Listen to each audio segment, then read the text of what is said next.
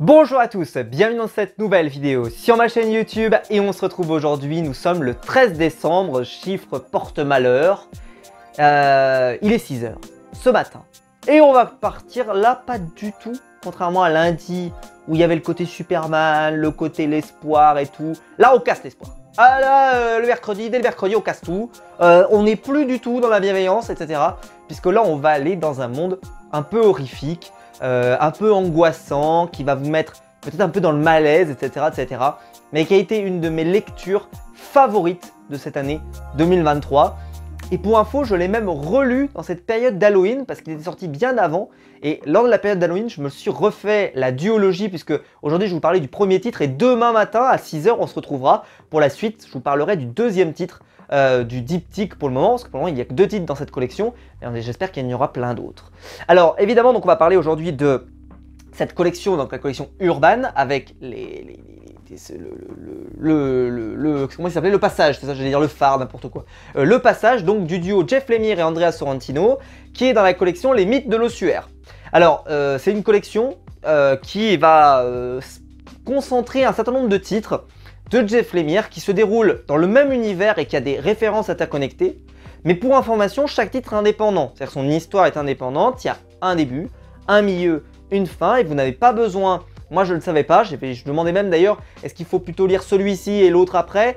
Normalement, si vous suivez le rythme de sortie, ça c'est ce qu'il faut lire en premier, c'est pour ça que je le présente en premier, mais en vrai, vous pourriez le lire en deuxième, c'est pas grave. Ça n'aura pas d'incidence sur votre lecture et ça va pas vous poser problème. Je pense, je sais même pas moi si je les avais lus dans l'ordre. Honnêtement, je pense que j'avais pris celui qui me passait sous la main et je l'avais lu. Mais en tout cas, celui-ci, je vais vous en parler aujourd'hui parce que c'est le premier. Alors le passage de Jeff Lemire et Andrea Sorrentino.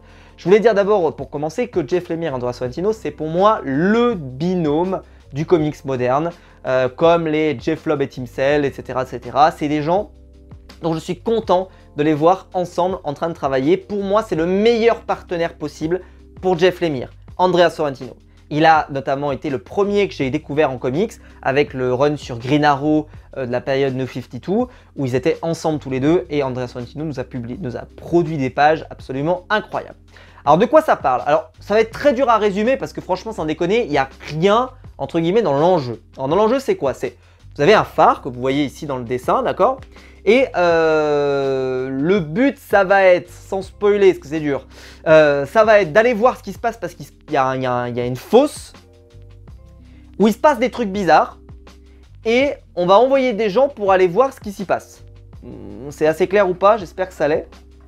Et donc on se retrouve avec une BD qui nous raconte une histoire où en fait on ne sait pas trop où on va. C'est-à-dire que, alors déjà, bon, Andrea Sorrentino, messieurs, dames, je vais vous montrer parce que je le disais souvent, mais Andrea Sorrentino, c'est le roi du découpage. C'est le roi d'avoir des découpages comme ça, assez cryptiques, assez fous. Il le faisait déjà dans Green Arrow, et déjà dans Green Arrow, c'était incroyable. Mais là, en fait, avec le côté un peu horrifique, machin et tout, et ben forcément, ça sublime l'ambiance du récit que veut donner, Jeff Lemire de façon assez folle.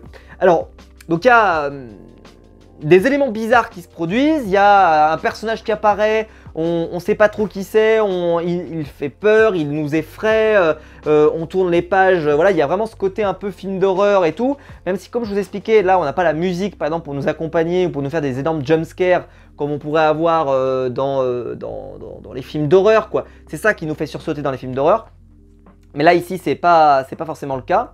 Et plus on avance, plus je trouve qu'on a des couleurs qui sont extrêmement grisées. On a vraiment un style où on commence à avoir vous voyez, ce genre de planches comme ça là qui en fait ajoute à votre confusion. C'est-à-dire que vous essayez de comprendre ce qui se passe, puis vous ne comprenez pas toujours et on découvre et voilà, etc. Et puis on a des choses bizarres qui se produisent, mais vous savez, un peu comme dans les films d'horreur, on te dit non, mais en fait tu t'es trompé, c'est pas ça. Voilà, et puis plus on avance, plus on se rend compte que c'est un univers assez poisseux, et plus on creuse, plus on trouve cette ambiance un peu malsaine. On a des planches comme ça, vous voyez, qui continuent de nous maintenir dans cette lourdeur, dans cette pesanteur et tout. Et je pense que ça peut être un comics à offrir à des gens qui aiment bien l'horreur. C'est pas du tout du super-héros, hein, on est vraiment sur du comics qui est sans concession. Je vais pas aller beaucoup plus loin parce qu'après, il va se passer des choses assez incroyables dans la suite du récit. Tout ce que je peux vous montrer, c'est cette planche qui m'avait mis KO. C'est une des dernières planches, mais vraiment mais incroyable.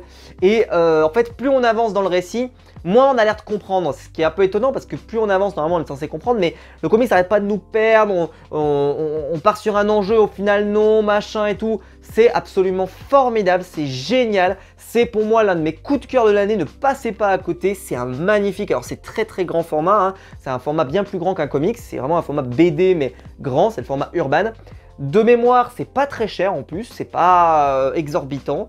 C'est 19 €, bah, j'ai le prix derrière, vous voyez 19 € pour une BD de cette qualité, c'est génial.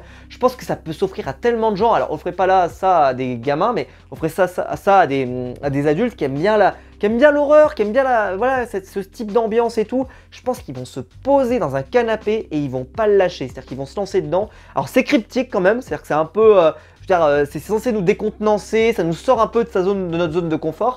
Mais pour ceux qui aiment bien le dessin, par exemple, je pense qu'il y a des gens qui aiment bien l'art, des choses comme ça, ils vont trouver ça incroyable parce que ils vont être percutés, tu vois, ils vont se retrouver devant un truc en se disant « Ah ouais, c'est ça !» et puis boum, d'un coup, ils vont avoir une double page, ils vont faire « Waouh, mais c'est ça le comics !» Bah ouais, c'est ça, quand c'est fait par Jeff Lemire et Andrea Sorrentino. Le deuxième titre qu'on verra demain est sur un style qui est assez similaire dans son ambiance, mais par contre sur un sujet qui est complètement différent. Donc ça, on en parlera demain. Moi, mon préféré, ça a été celui-là. Moi, je l'ai préféré, je l'ai adoré, je l'ai dévoré du début à la fin. C'est absolument génial. C'est un comics qui se lit tranquillement, où vous êtes posé, vous prenez le temps d'admirer les pages. Même, j'ai envie de dire, les pages viennent à vous. Vous voyez, vous ouvrez le truc, vous faites waouh. Et ça, c'est formidable. Ça se lit extrêmement bien. C'est un coup de cœur. Ne passez pas à côté, si jamais vous voulez vraiment un truc hyper cool, je pense que ça peut vraiment contenter des gens voilà, qui ont pas, voilà, vous n'allez pas leur offrir des trucs de super-héros, vous le savez, et ben vous leur offrez ça et je pense que sincèrement, ils vont être extrêmement satisfaits. Voilà, j'espère que la vidéo vous aura plu, dites-moi dans les commentaires vous si vous l'avez acheté. Qu'est-ce que vous en avez pensé? Est-ce que vous avez aimé ou est-ce que vous n'avez pas aimé?